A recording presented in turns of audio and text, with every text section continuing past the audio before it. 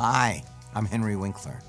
And through the years, I have been blessed with an amazing career, a lot of fun projects. I'm going to tell you about some of them in a segment that we call A Winkler in Time. Lords of Flatbush, Sly Stallone, stood on the street of Brooklyn. We would look at the crowd watching us film, and he would say, "What are you looking at? I'm going to eat you for breakfast." I said, "You don't want to do that, Sly. He's probably really chewy." Happy Days, very important project in my life, changed my life. I got it on my 27th birthday. I auditioned for Gary Marshall, about 12 other people, had hair down to my shoulders, gigantic sweat stain. I was really nervous. Hey, come on in, Fonzie's free. The same soundstage on Paramount Studios where Lucy started her 3-camera show, actually started the 3-camera format right there on stage 19. Heroes, I acted with Harrison Ford and Sally Field. Amazing. I thought this was way above my pay grade, and that's not even being humble. That these guys were phenomenal. Want your foot? No, you keep it for luck. I will do that. I auditioned with Meryl Streep, and I thought, I can't speak. And they would not hire, Universal would not hire Meryl Streep because she wasn't a name. Night Shift, the first movie that Ron Howard directed for a major studio. And he was very young, and he came to me and he said, I don't know. Well, the crew, listen to me. They've been doing this for 25 years. This is my first major film. Somebody died. Who cares?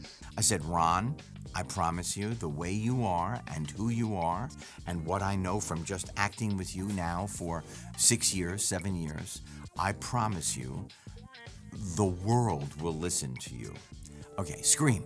I got the role because the director, Wes Craven, called me up and said, would you play the principal? We had sushi together every 3 weeks, so he was like a pal. And I said, yes, of course, I would love to be in it. And the company that made the film said, we're not going to put Henry Winkler's name on the credits because he was the Fonz and he's going to knock the balance of the movie, so he can be in it, but we're not going to put his name anywhere. And then it came for the test screening, and when I came on the screen, I got applause. Then the company called me and they said, would you do press for us? I said, you wouldn't put my name on the movie, and now you're asking me to do yeah, of course I will, because I'm a professional. Adam Sandler, one of the 4 geniuses that I have worked for in my career. So we're doing The Waterboy. Adam is in charge of every detail. I wanted to wear just like a regular ball cap, a baseball cap, but he wanted me to wear a pork pie hat, just the round kind of floppy. And I said, no, I think he would wear, Adam would like you to wear the pork pie. I want you to visualize all those people that have been mean to you, and then I want you to attack. I want you to visualize and then attack. And I'm so glad he did, because I love Coach Klein. Arrested Development. I mean, unbelievable. We just shot the next season. The last time we did this, the first season for Netflix, nobody was in the room.